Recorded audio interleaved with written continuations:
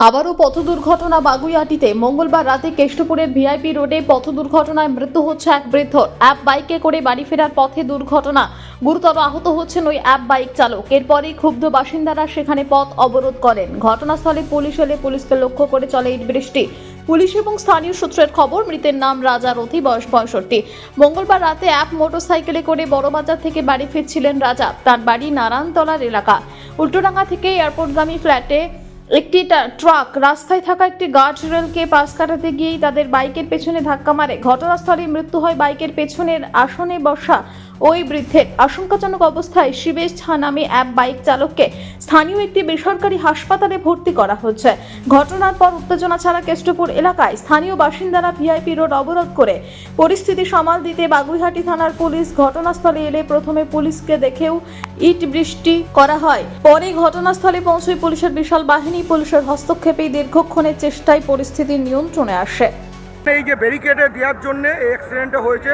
গাড়িগুলো এই যে রাস্তার মধ্যখানে ব্যারিকেড দিয়ে রাখে পুলিশ চেস করার জন্য, এই জন্য এই জিনিসটা আজকে হয়েছে। একটা গাড়ি ওভারটেক করে গেছে বা বাইকটা বেরাতে গেছে, বাইকটার ওপর দিয়ে মাথাটা লরির ওপর উঠে গেছে। বাইকে দুজন ছিল, একজন স্পট হয়ে গেছে। এই তো হেলমেটটা পড়ে রয়েছে, দেখুন না, হেলমেটটা এখানে পড়ে রয়েছে, আপনি দেখুন। এই জিনিসটা প্রতিটা জায়গায় হচ্ছে এখন। এটা আপনারা প্রশাসনের সাথে এটাই আমার কাছে রিকোয়েস্ট, এই জিনিসটা কেন হচ্ছে? সাধারণ মানুষ কথা বলবো এখানে। দেখুন, পুলিশের কাজ একটাই, খালি কেস দিচ্ছে হেলমেট ছাড়া মদ দিয়ে, কিন্তু লোকের সেফটির জন্য এরা কোনো পদক্ষেপ নিচ্ছে না। এখানে এত বড় ট্রাফিক, এখানে পুলিশ থাকে না, কলেজ মোড়ে থাকে, বাগুইআটিতে থাকে, জোড়া মন্দিরে থাকে, যাতে লোককে সিগনালে বেরোলেই টাকা নিয়ে নেবে, কিন্তু লোকের সুরক্ষা এরা দেখে না। এটা চলছে আমাদের এখানে। সরকার পাল্টি হয়ে গেছে, কিন্তু পুলিশের বিহেভিয়ার পাল্টি হয়নি। স্ট্যান্ডটাকে আগে সারাতে হবে। এই কালকে আমাকে অটোওয়ালা অব্দি গালাগালি করেছে। আমি এখান থেকে সাইকেল নিয়ে, আমরা দীর্ঘদিন এখান থেকে পাস হই, এমন ভাবে যাচ্ছে বাইকওয়ালা আমাকে চেপে দিচ্ছে। অটোওয়ালাদের বলেছে আমাকে কিস্তি করছে। অটোওয়ালাগুলো এখানে অটো স্ট্যান্ডটাকে একদম সরাতে হবে। ব্যারিকেড থাকে, স্ট্যান্ডগুলো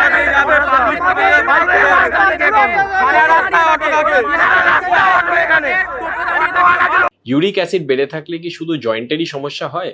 ইউরিক অ্যাসিড বেড়ে থাকলে কিন্তু আপনার কিডনিও ড্যামেজ হতে পারে। সেটা কিভাবে হয় চলুন আজ জেনে। নমস্কার, আমি ডক্টর অনির্বাণ পালিত। আমি ডিএম নেফ্রোলজিস্ট কনসালটেন্ট, এখন নেফ্রোকেয়ারের সাথে অ্যাসোসিয়েটেড আছি। ইউরিক অ্যাসিড শুধু জয়েন্টের পক্ষেই ক্ষতিকারক নয়, সেটা আমাদের কিডনির পক্ষেও ক্ষতিকারক হতে পারে। ইউরিক অ্যাসিড লেভেল ব্লাডে বেড়ে গেলে অনেক সময় সেটা কিডনিতে ক্রিস্টালাইজ হতে পারে, ক্রিস্টালাইজ হয়ে ডিপোজিটও হতে পারে। কিডনি ডিপোজিট হলে কিডনি ড্যামেজ দেখা দিতে পারে। ইউরিক অ্যাসিড বেড়ে থাকলেই আমরা অনেক সময় কিছু খাবার কমিয়ে দিই, যেমন মাছ, মাংস, মাটন, কিন্তু ইউরিক অ্যাসিড রিলেটেড যে কিডনি ড্যামেজ, সেই ড্যামেজের ব্যাপারটা আমরা অনেক সময় ভুলে যাই। সেই ড্যামেজ দেখবার জন্য, যেই পরীক্ষাগুলো করবার, তার জন্য অবশ্যই কিডনি বিশেষজ্ঞের সাথে একবার কনসাল্ট করা উচিত, আর বিশেষজ্ঞের মতটা আপনার ফলো করা উচিত। আমাদের নেফ্রোকেয়ারের শ্যামবাজারের ব্রাঞ্চে একটা স্বল্প মূল্যের health and kidney screening package আমরা শুরু করেছি, যাতে doctor consultation, blood test, urine test আর ডায়েটারি কাউন্সেলিং সবই ইনক্লুডেড আছে। আপনাদের যদি কোনো প্রশ্ন থাকে তাহলে ডেফিনেটলি নিচে দেওয়া যে লিঙ্কটা আছে তাতে ক্লিক করে আপনার প্রশ্নটা রাখবেন।